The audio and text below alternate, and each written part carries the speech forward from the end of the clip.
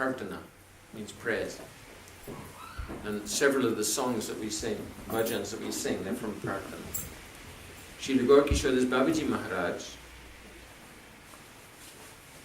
spiritual master of Srila Bhaktisiddhanta Saraswati Thakur, he said that if someone wants praying, all they have to do is to go to the marketplace and they buy Sri Prarthana and Bhakti Chandra, Prem Bhakti Chandrika, those two books by Srila Narottam Das Thakur, and then you can get praying. Not just by having them on the bookshelf, of course, it means you have to study them very carefully, enter into the moods there. So the first song in Sri Prarthana, Gauranga Bolite Habe, and this is an English translation, Gauranga Bolite Habe. I don't have to read the translation because it's translated.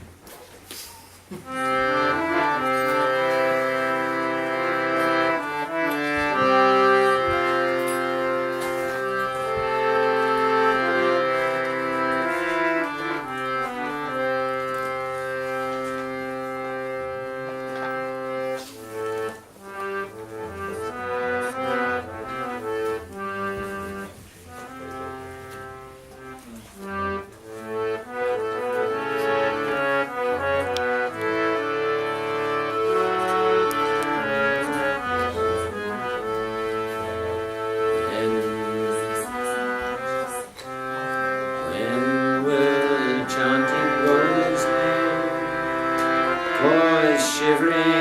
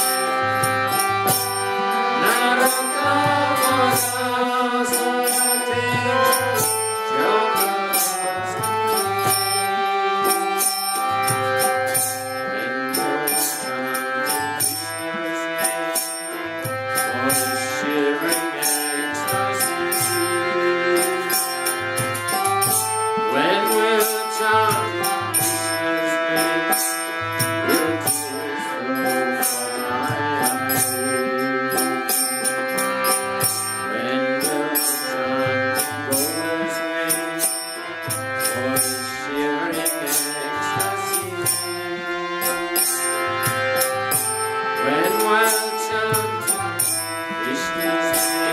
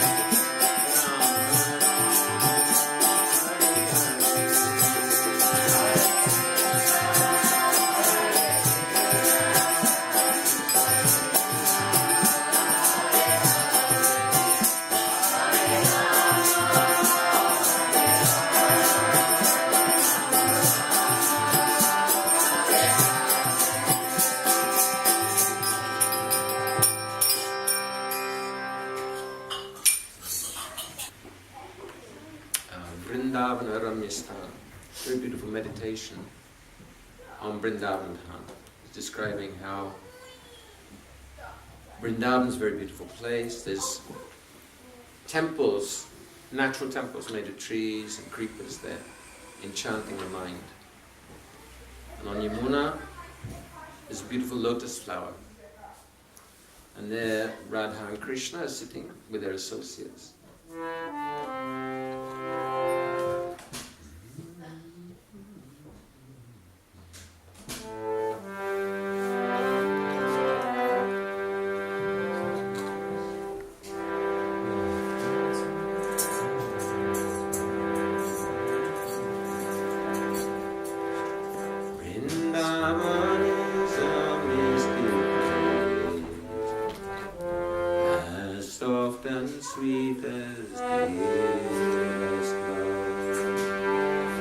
Beyond the realms of time and space, Radha Shama's pleasure grows. The glories of its very ground, a million suns outshine. Desire trees shower transcendental love in every serving. The wish-fulfilling trees refine, all fruits and fragrant flowers are wound, and all directions with the notes of birds and maddened bees resound. The cooling breezes waft and blow Yamuna's pleasing spray, and on her lotus-laden waves king swans gladly sport and play. So sweet and glorious to behold, 100-petaled lotus flower floats on those waters soft and free, the most enchanting lover's bound.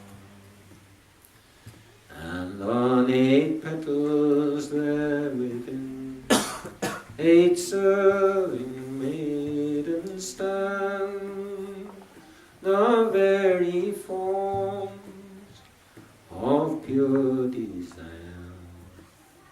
loving service to expand. And within the lotus golden wall, a transcendental pair, all beauty beauty source they do increase, and so each other's hearts ensnare.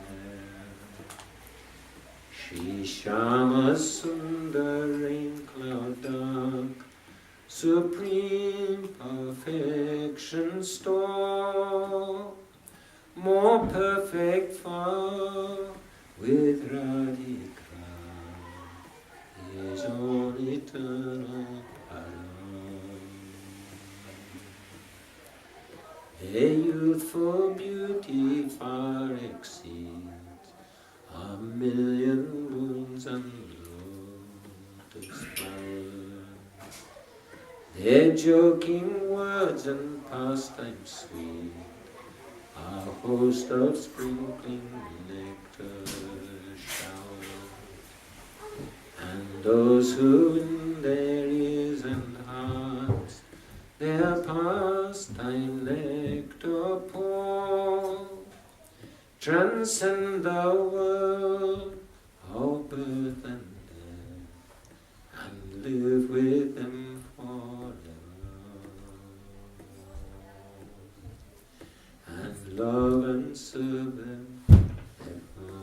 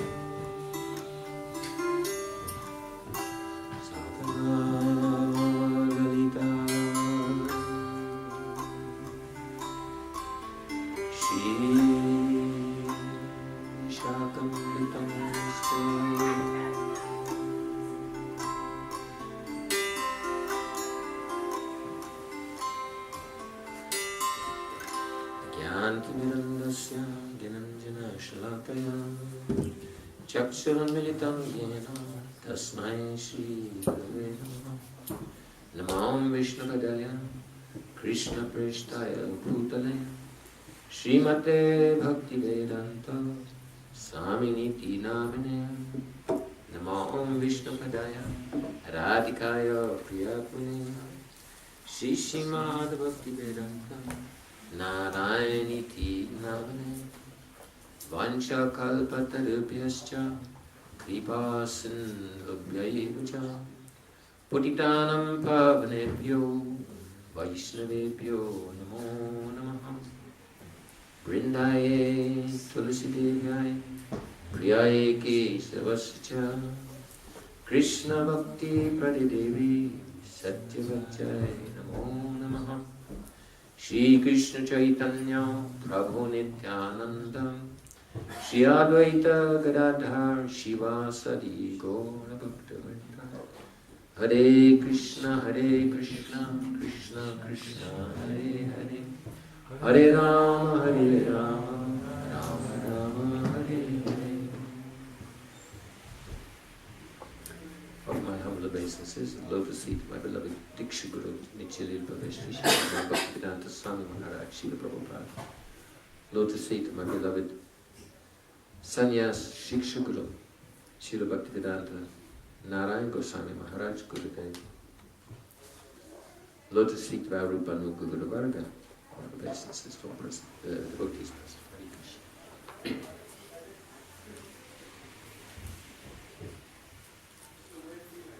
Srila Prabhupada, when he established ISKCON in 1966, that's almost 50 years ago now. So he put forward 7 principles, 7 purposes of ISKCON, like a mission statement. And the first purpose was to propagate spiritual education and techniques, to correct the imbalance of values in society, and to introduce peace and unity. And then the second purpose was to propagate a consciousness of Krishna as put forward in Srimad Bhagavatam Bhagavad Gita. So,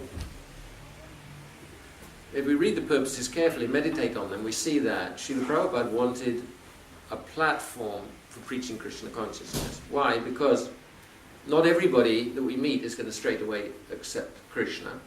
Not only that, but not everybody is going to accept the existence of God, because there's so much atheistic propaganda. Big Bang, evolution.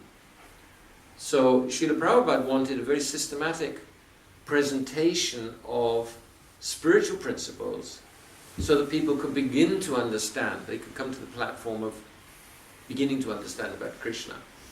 So for example, for that first purpose, 2 of the programs that he especially emphasized, one was Varnashram Dharma. And the second one was scientific preaching. Varnashram Dharma, our acharyas have said that a society is human to the extent that Varnashram Dharma is present in that society. Varnashram Dharma means that there's 4 social classes not according to birth, but according to quality. Those social classes are?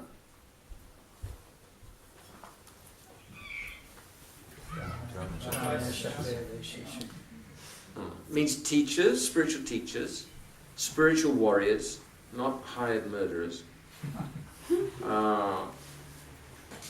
Mercantile? Businessmen, not corrupt, degraded bankers either. Means farmers, and those who could deal honestly with money. And then workers.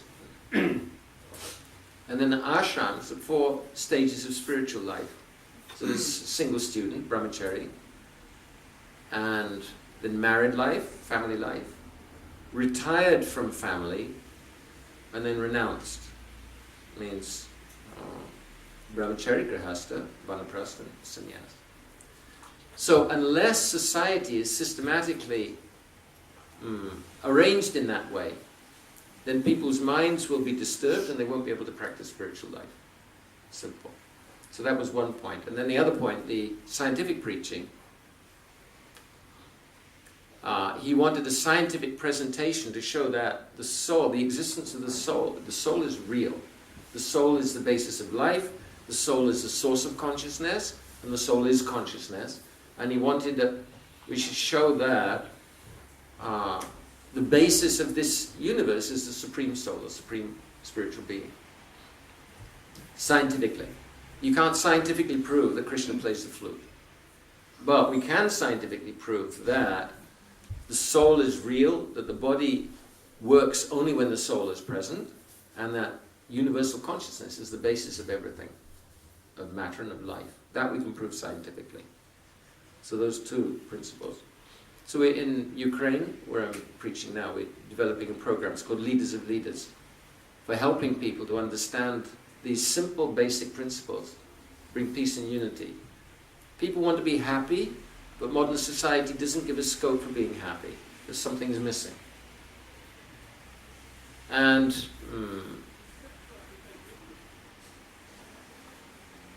so Vedic wisdom puts us in touch with four realities, essential realities. First is the individual.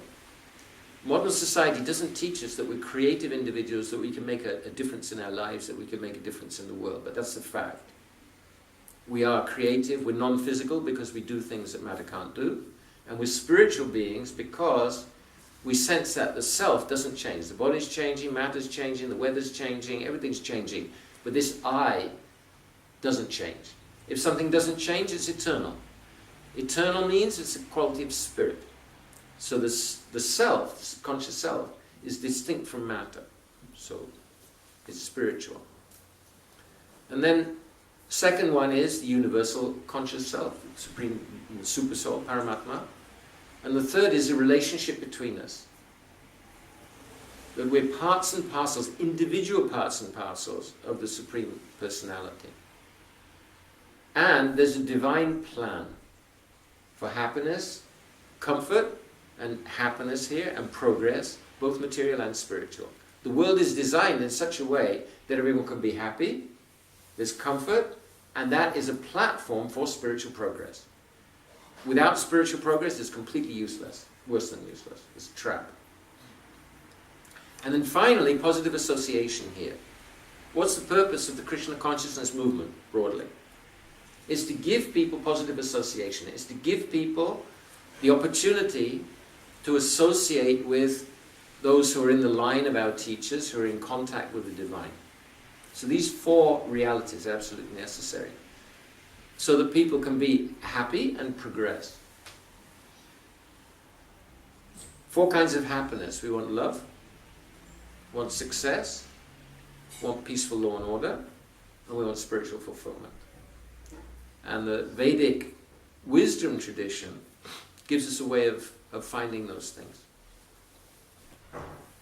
We have to give. If we want to be happy, if we want to be successful, we have to give. That is the actual nature of life. Flowers give. Bees give. Animals give. Milk. Plants give. Trees give. People give. But modern society trains people to consume and demand. And that's why there's a scarcity. It's really simple. So in order to give, we need to take shelter of those realities. Without those realities, we can't give. We'll end up trying to take. Giving in the four essential areas of life. We give in our relationships.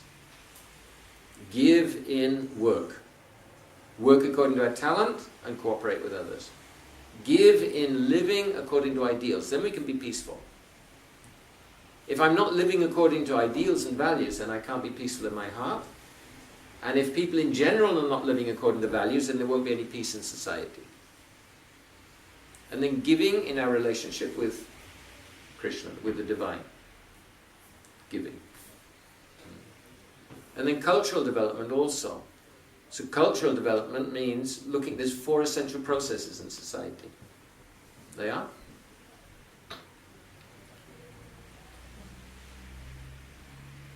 Dharma, Artha, Kama. That's true. But there's four functional processes. Education, government, provision of resources, and work.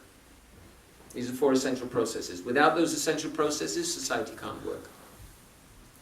So and culture means to bring those processes, how we're carrying out these processes. And cultural development means to bring those processes in line with a divine plan.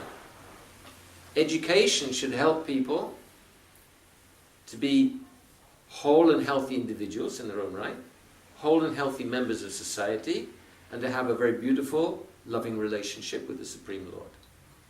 That's education. Does modern education do that? Mm-mm. I don't know how, honestly, I don't know how I survived. I don't know. Society, education, my upbringing, everything. It was like a disaster from that point of view. Terrible. I look at my life, I see that. In real life, I haven't used anything that I learned at school after the age of 12. It was all just a brainwashing process. Then modern government. Modern governors should make sure, rulers, should make sure that society works as a whole to fulfill this plan, that it's effective. It nourishes everybody, looks after everybody, and works in association with the Supreme. Sacrifice. Society is supposed to make sacrifice to the Lord. That ensures peace and harmony. It's explained in Bhagavad Gita. Sacred sacrifice.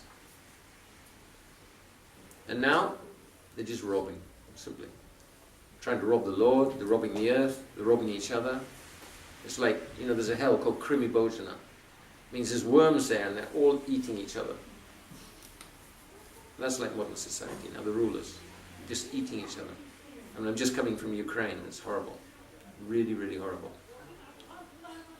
And then, the farmers, business people or bankers, they're supposed to, Vaishyas, their duty, their responsibility is to engage everybody according to their talent, making sure everybody is engaged according to their talent. People, and also the animals, trees, everything.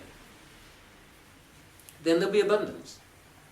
Not that they make artificial businesses and then slot people into those businesses so that they have to do things that they're not interested in doing.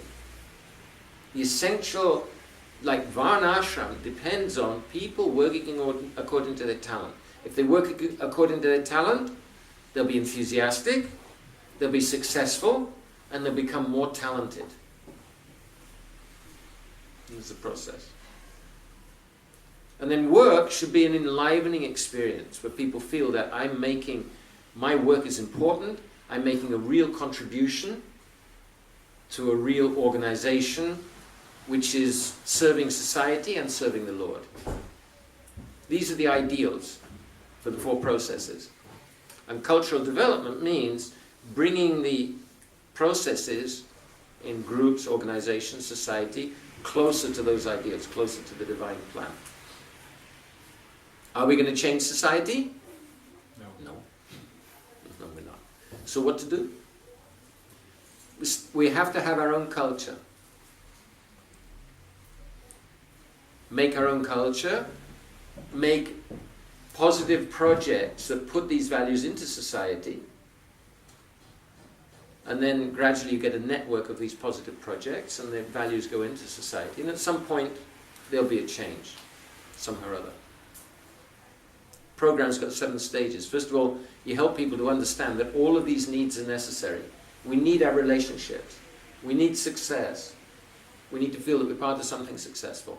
We need peace and law and order. You can be as successful as you like in South Africa, you've got very rich people, and they've got miles and miles of barbed wire, dogs, connection to the police station, they're not peaceful. And still they get robbed. And we need spirituality. So all of these things, these 4 things, they're essential. You can't have happy human beings, you can't have happy society without all of these needs. That's first stage. Second stage is start educating people how to look after themselves in these areas. How to have effective relationships. 3 skills. Listening to each other. Expressing ourselves openly and respectfully so that people understand us. And the third thing is understanding each other's needs. In a relationship, everybody's got their own particular needs. And we go where our needs are fulfilled, needs and potential are fulfilled, and we avoid situations and relationships where they're not fulfilled. Srila Prabhupada ki jai. So in an effective relationship, the partners get to know each other. They don't impose their own will on each other. Gurudev said, he was starting a cycle of lectures. And he said, before I start, I want you to understand this. You have to learn to listen to each other. Hide your own mood, conceal your own mood, and listen to the other one. Listen so that you understand their happiness and distress. Hide your mood, listen so that you understand their happiness and distress, and then together decide what's to be done. This is cutting-edge communication. So understanding each other. Everybody needs stability to some extent, they need variety to some extent, they need a sense of love and connection, they need a sense of being important, they need growth, to feel that I'm growing as an individual, they need to feel that I'm making a contribution. But everyone has their own particular balance of those things, and we need to get to know each other. So those are simple skills for effective relationships. And then for success, we need to identify our talents and then understand how to work according to those talents and cooperate with other people with complementary talents. Like I'm an intellectual, I'm not an organizer. So without organization, nothing gets done. But without somebody to have ideas, also nothing much gets done. Everything's needed, everyone's needed. And then for peaceful life, we have to know what are our personal ideals, what are the universal ideals, what are the 4 universal ideals? That's a question. What are the 4 universal ideals? Truth is one. Huh? Yeah, truth is Truthfulness. Truthfulness. Yes. Cleanliness, Cleanliness, purity, austerity, austerity, mercy. and mercy. These are the 4 pillars of religion. These are the 4 universal ideals. Society has to have these ideals. Those who do not follow these ideas, they're not human beings. They may have very expensive suits. They may have, like I heard one, I forget the leader of which country, he was boasting, he's got shoes made of ostrich leather and they cost £2,000 for a pair. So he may be very polished like that, but they're simply polished animals. Unless they're observing those values, those pillars of religion. And then, spirituality means giving ourselves, we need to know what is spirit. We need to understand what is the soul. We need to understand what is the supreme soul. We need to understand our relationship. We need to resolve doubts. So this is a practical program for helping people to be happy in these areas. And then the next step is training leaders in these different areas. There's leaders in relationships, leaders in work, success gurus, leaders in ideal life, and leaders in spirituality. And then cultural development means all of those leaders should cooperate. So developing a sense of culture means bringing these processes in order. And then training up leaders of leaders. There's leaders, but leaders of leaders, what are they? They have a vision of the whole process. They have a picture of the whole. And they have a very solid relationship with the divine. And they act as instruments of the divine to fulfill the divine plan. Divine plan for material and spiritual comfort and progress. And then helping leaders of leaders to develop their own projects, positive projects, and then developing and maintaining a network of positive projects. There's 7 steps in that program, leaders of leaders. So the idea is to fulfill Srila Prabhupada. Srila Prabhupada is like the Acharya of developing a movement in Kali Yuga. He gave the basics. Srila Gurudev said, I don't have to cut jungles. Swami Maharaj, he's made the platform and I'm dancing on the platform, he said. Gurudev also, we were in San Francisco with Srila Gurudev. 2006 or 2007. 2007, I suppose, just before his Vyasa Puja. So it was Father's Day. And, Father's Day here is no big deal, but in America it's quite a big deal. So Gurudev was on a morning walk, and he was talking about relationships. He said, in Vedic society, the parents don't make such a big fuss of the children. Others do that. Because if the parents show too much affection, then the children won't have any discipline. He said they'll grow up desperate. So he was, and then, which about Damodar Maharaj was there. So he said, Gurudev, we see that you show more affection to disciples of others than you show to your own disciples. Means you're showing more affection for the disciples of Srila Bhaktivedanta Swami Maharaj, Srila Prabhupada, my Guru Maharaj, than for your own disciples. Guru, what? So Brajanath or Madhav Maharaj explained. He said, yes, it's true, because I promised Swamiji. Anyway, so, but nobody said anything about Father's Day. Then we returned back to where Gurudev was living, and there was a whole bunch of ladies there. They were all waiting, because they couldn't go on a walk. And they were all waiting with presents and cards and all like that. And they're all giving to Gurudev. So Gurudev said, so Father's Day is for ladies only, or for men as well?